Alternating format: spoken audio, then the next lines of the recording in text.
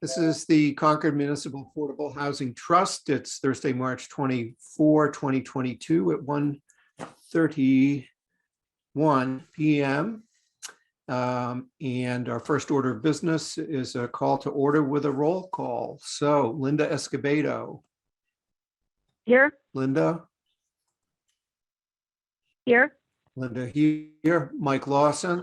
Here. Got it. Thank you. Mike Lawson here. Rich Feely here, and Keith Bergman here. Carrie LaFleur is absent, so there are four of us, 4 out of 5, and so we have a quorum. First order of business is approval of minutes from our last meeting on March 3, 2022. I circulated those earlier this week, and I'm wondering if there's a motion to approve. So moved. Rich moves to approve. Is the second. Michael, second. Second was Michael. Thank you. Is there a discussion? Sorry, I was looking down at my notes and couldn't look up to see who was making the motion. All right. Okay, so let's do a roll call on that motion. Linda? Abstain. Okay. And Mike? Aye. And Rich? Aye. And Keith, aye. So that's 3-0 with 1 abstention. So the minutes are approved. Next item is a follow-up from the select board meeting on interim policy guidelines. And we can state for the record of this meeting that the select board did vote unanimously at their meeting on March 7, 2022 to approve pursuant to our trust bylaw, section 6, item 18, to approve the trust's interim policy guidelines for use of funds as we had approved on February 24th. Those guidelines have been widely distributed internally in our organization. They're posted online at our website, the trust webpage of the town website. And I had the chance to actually distribute them to an even wider audience. So I made a presentation for the Mass Housing Partnership on March 16th, which in part talked about the process that we'd gone through here in Concord to set up an affordable housing trust. There was a lot of interest in our guidelines, and so those have been made available to a wider audience, and they're now in a housing toolbox that's available for anyone who's interested. Any questions at all? And in fact, tonight, speaking of guidelines, that the Finance Committee has invited the trust to FinCom's meeting tonight to talk about the interim guidelines. I'm planning on going in person to that meeting. I think at that hour, 7 o'clock is pretty late for me, and I think I would be more alert in person than at my dining room table. So, and I want to be alert. So, others are welcome to join. Yeah, Mike. I'll join by Zoom, but I'm not opposed or anything, but what is the Finances Committee's interest in our guidelines, given that they were approved by the select board?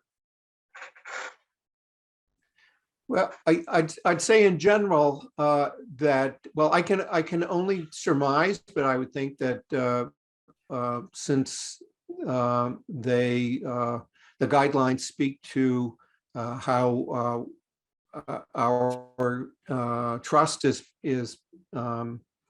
planning to administer the funds that are entrusted to us, and so I think that that's the spirit in which I'm approaching it. But these are, if they're wondering about how the funds are spent, because it's at some level, it's an unusual grant of authority in the bylaw that says whatever monies we get in our fund, we get to spend, subject to guidelines that are consistent with the town's goals and guidelines approved by the select board. But even the expenditure of funds are not, a particular vote that we might take is not subject to further approval either by the select board or town meeting. And I think we're likely to be, I think we're likely to be coming back to town meeting or elsewhere for funding. It's not unreasonable for us to help assure the public through the FinCom that we're watching how the funds are spent, and I think we're asking a lot of good questions too. I think we're asking for information, getting most of what we ask for, and so that's my pitch. Thank you. I defer to Yeah. Mike and Linda on this, but of course, the thing I worry about is FinCom recommending against the 500,000 if it has to, come out of free cash as opposed to a direct ARPA grant. Can we, make some brief statement that says, hey, it's looking a little more optimistic, at least for home rule, for the transfer fee, but we're going to have another year, and we hope that you'll approve the town meeting warrant or recommend the town meeting warrant, but you should understand that, whatever we do with that money will be under these guidelines. So, Rich, can you hear Okay. me? Yes, go ahead, Linda. Can you hear? Okay. I Yes. like that statement. Rich.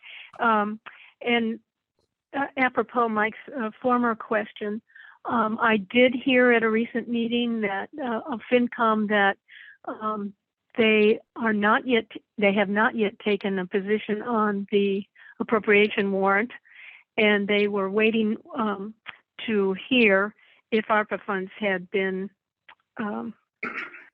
allocated for this. And then Terry followed up with a question. This must have been at a public hearing. Terry followed up with a question, well, would that make a difference how you voted on the matter in time for the publication of the FinCom book? And the answer from Chris was yes.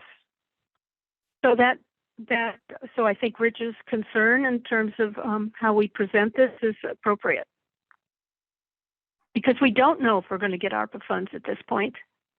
And I think we, need to proceed in a positive way if we can on the appropriation. Right. Thanks for that insight, Linda. And I guess one of the further questions I'd have is just because I hear different things from the different people, and Carrie's not on the call today now, but I can follow up with her, would be, is there any thought that somehow use of ARPA funds would need to come from anything other than just a vote of the select board? Or is there some notion that even using the ARPA funds would require such, that to be the funding source in an article moved on town meeting floor? And I don't, from our standpoint, it's more the internal, mechanics of how the town's going to choose to do it. Select board have all the authority they need legally to do it on their own. They may choose to go a different route from a policy standpoint, that is to get a blessing from town meeting on the use of the funds. But in any event, from some discussions I've had, I think there's some view it as a material difference whether the money is coming from the taxpayers of Concord or it's coming from the federal government. And the latter is more agreeable to some than the former. So there's no question about that. I don't know. Yeah. My concern, Yeah. My concern lies with, I have no problem with the finance committee trying to decide whether or not to support the allocation of free cash to the Affordable Trust. I have no problem with that discussion. I just don't want it conflated with the guidelines. I'm concerned about a conversation that says, well, I really don't like the guidelines, so I don't think we can support the free cash allocation. Because those have already been approved by the select board, and I don't believe the finance committee has any jurisdiction there. So I'm just concerned about those two issues getting kind of mixed up.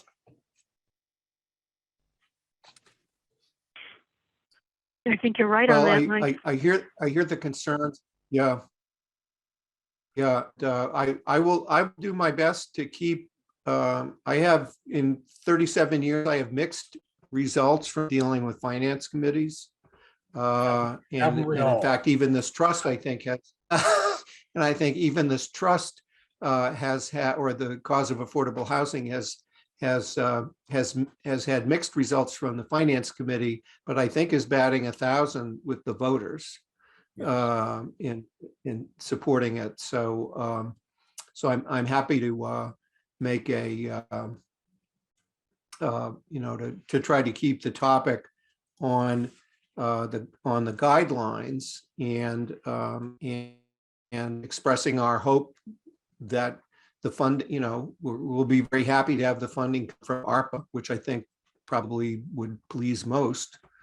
Is there anything we could do? I guess I'd ask this of Linda. Is there anything we could do, Linda, to expedite the matter before the select board? I've already brought that request to the chair and a couple weeks ago, and so I'll bring it to the chair again. I don't see it. I just glanced quickly late last night at the upcoming. I don't think it was on there for the select board on Monday night.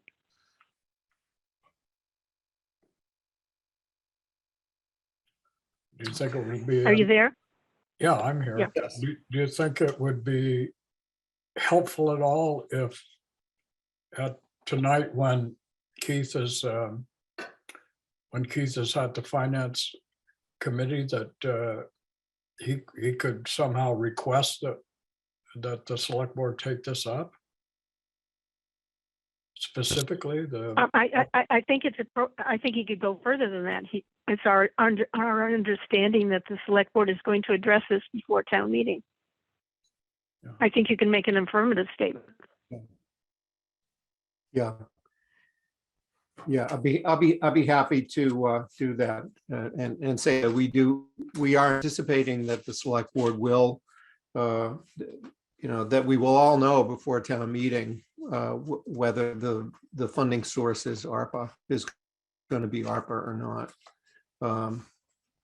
And we hope for the select board's favorable action on that request. Any other coaching for FinCom tonight? I guess I'll keep it on the topic that's on their agenda, which is the guidelines, and see how we do. The other the other ongoing question that always comes up at FinCom when I watch these meetings is that if CPC is allocating money for housing, shouldn't that mean that the request for any appropriation be less than 500? So that's the other thing that I've heard on several occasions.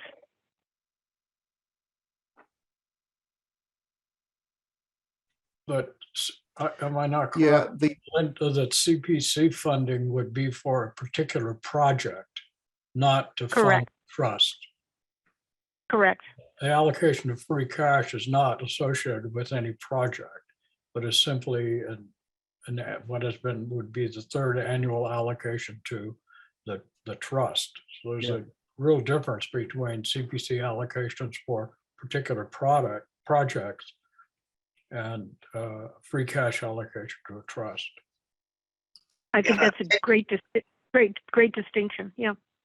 And maybe you could make the point that it's very clear that you don't get a unit of affordable housing in Concord for less than $400,000 or $500,000. So we might use it to make several, there are many ways we can use it under the guidelines, but ultimately, you're talking about one affordable unit or a few units being bought down to a greater level of affordability. We're not talking about building high-rise projects for 500,000. Yeah, and it's the issue of us being able to take advantage of opportunities as they arise. That is unique to us, and if there's not money in a trust, then the town's ability to act quickly when opportunities arise is compromised. And you could point out the current project we're working on. We would not have been able to make allocations to support that project if in fact the trust hadn't received funds from the town.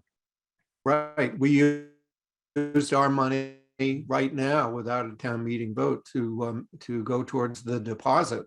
Yeah. That the seller requires to preserve town meeting's ability to come up with the rest of the money. So good for the voters having put us here to take advantage of that opportunity. So I think you might. yeah, also, I think I can handle it. Yeah. No, I was just going to say, Go I ahead. think we also point out that the guidelines enable us to do things that would leverage other money. That, we're not talking about using it all to build one unit at a time. When you look at the guidelines, there's a lot of ways we can use it, partial buy downs, all those kind of things that would be very hard to do without the money in the guidelines. Yeah. Yeah, and even, as Liz Rust had requested, the soft money you need up front sometimes to test out whether, a project can go forward or not. That's a tough sell on town meeting floor but it's something that we need to help people get the answers that the town might need for larger, when projects are ready to go. So yeah, so I'll focus on, or we'll focus on the guidelines, try to point out our special place and why we think we could best serve the town by having money available to us. So, all right, and all are welcome to join on Zoom or wherever you are. I need to, at that hour, I will need to have gotten a cup of coffee somewhere and shown up at the meeting in person. So I'm happy to do that this time. I should be able to hear on. Great. Next item is under the category of sources of trust funds, which we had some initial discussion starting that there was an op-ed in the Boston Globe today, well written from the coalition that's supporting the real estate transfer fee, and it was good to see that in the Globe today. We have there's no new information I have on the status of the bills. They're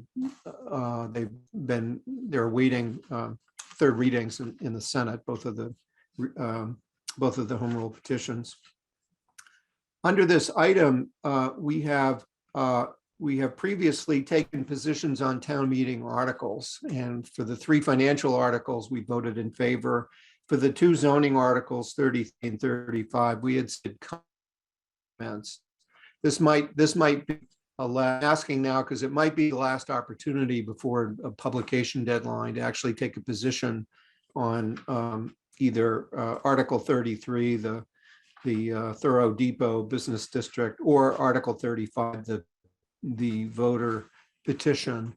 And I didn't know if folks wanted to take the opportunity to vote whether or not to support either of those articles today, or we'll just let our previous comments stand.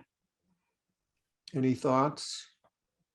Well, I know what I personally think, which is that I support the first and oppose the latter, but I don't know what the political consequences are of taking a position beyond, we've made statements on both of them, which Yeah. are proving in nature, but not specific, or disapproving in the latter case, but not specifically, the trust opposes X or supports Y. And I really defer to the three of you on, the politics of whether, that's getting out of our lane or not. I certainly would like to see our comments somewhere available to people as they look at those articles. Yeah. I don't think, FinCom is going to be publishing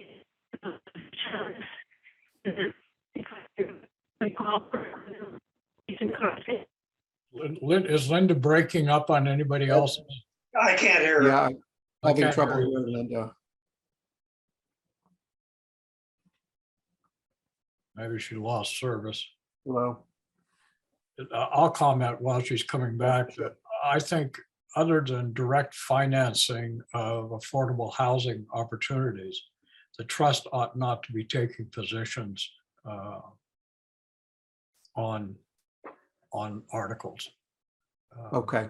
I think we should maintain as much neutrality as we can, other than to support funding for affordable housing. Okay, I mean, that's fine, because the foundation will take the two positions that I've indicated.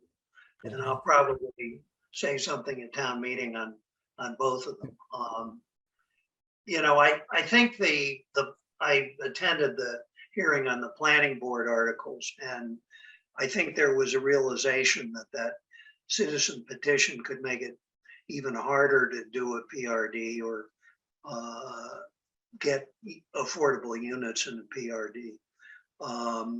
So, I think that will not pass. But there's lots of opposition to Thorough Depot, and, we're going to make the case for it. Hopefully others will, but, there's lots of folks who are in love with Crosby's parking lot for reasons that I fail to understand. But yeah. Yeah, fine I just wanted to ask the question. I saw there's more of a publication deadline coming up for boards and committees were asked to get their, if they have recommendations, get them in. So I'm fine to have our previous votes stand. Back. No, can't hear, but the next item is use of trust funds, and under that, we've discussed the Assabet River Bluff land acquisition project. And happy to report that CHDC Chair Lee Smith has forwarded to all of us the signed purchase and sale agreement with the signed by the seller, and for the buyers are CHDC and the Land CLTC. Conservation Trust. Okay, very good. And while I read through, I'd need a lawyer to read through the PNS agreement. It was a bit heavy at points, but it seems like the PNS agreement simply says that there will be two deeds that produce one to CHDC, the others to the CT,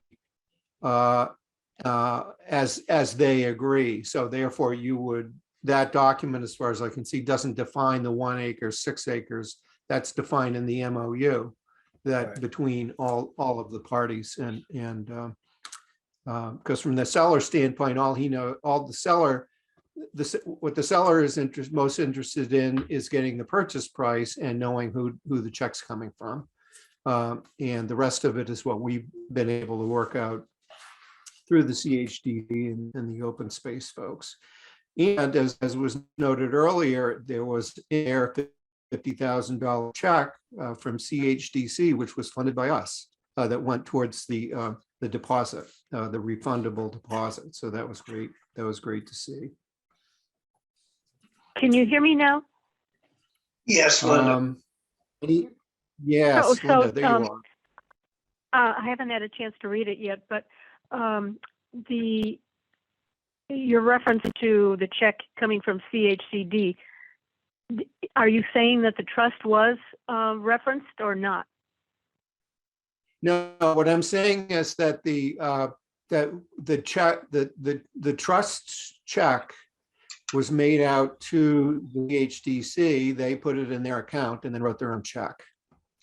So when they put the checks in there, when they attached the checks to it, I saw a $50,000 check from the CHDC, not from the town, which would lead me to believe that we're the grantor. We gave them a grant, and then they deposited in their account and then wrote a check on their own account to get that part of it. But we were the funding source.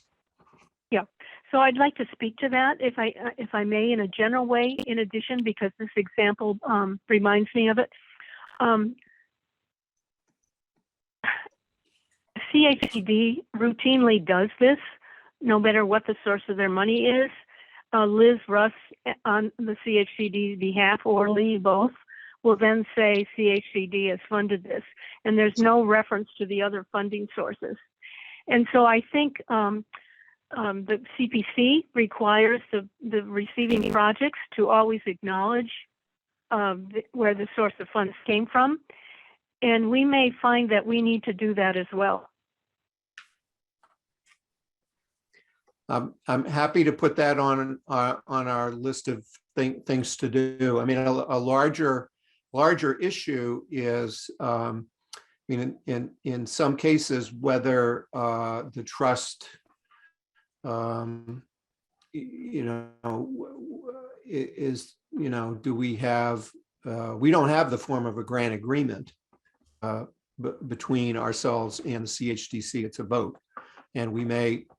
And procedurally, we may want to have something in place that says what are the terms. Well, Yeah, you're absolutely right. It's a future, perhaps a future discussion. But this example just reminded me of it. And Rich and I have talked before.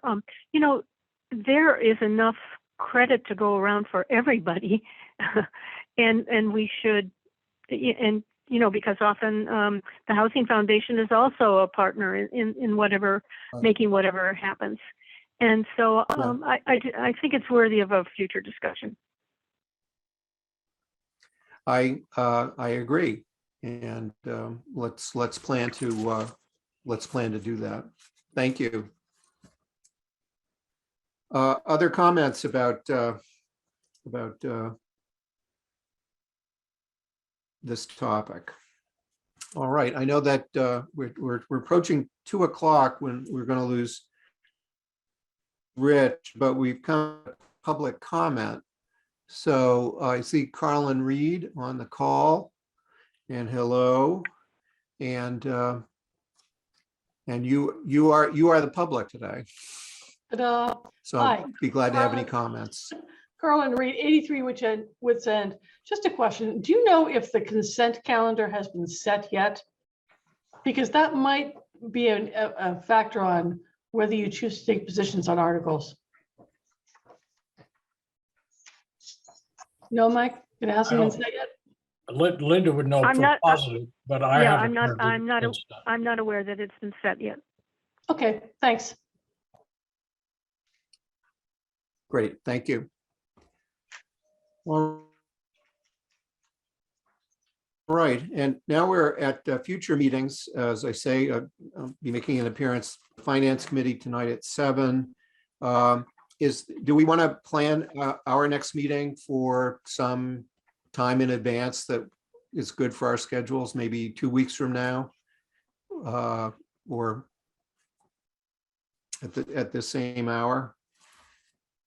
Let's see what that, I think let's get one on the books. We can always, yeah. Yeah. I can see right now that I'm not going to be available 2 weeks from now, that I've got that week I've got, there's an ICMA Northeast Regional Conference in Boston, and it's in person. And I get to go as a senior advisor. So that week's not going to be good. I would be available on the 14th. Let's see, I'm in Worcester that morning for another meeting. I could perhaps get on a Zoom by 1:30. Do you want to try? But I mean, we don't really have pending business other than town meeting. And that gives us enough Yeah. time if we need to do some, whatever before town meeting, we've got a couple of weeks. Yeah.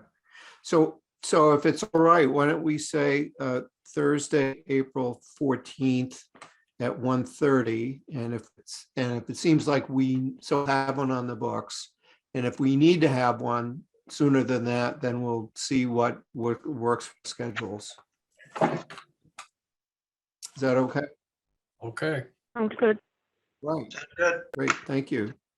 Okay, so we've come now to adjourn, a motion to adjourn. So have that motion. Moved by Mike. Is there a second? Second, Second by Rich. So let's do a roll call. Linda? Aye. Linda, aye. Mike? Aye. Rich? aye. Aye, and Keith, aye. So that's unanimous, and we are adjourning at 2:03 p.m. Thank you all. Thanks, very everyone. much. Good luck with your Okay. son. Things work out.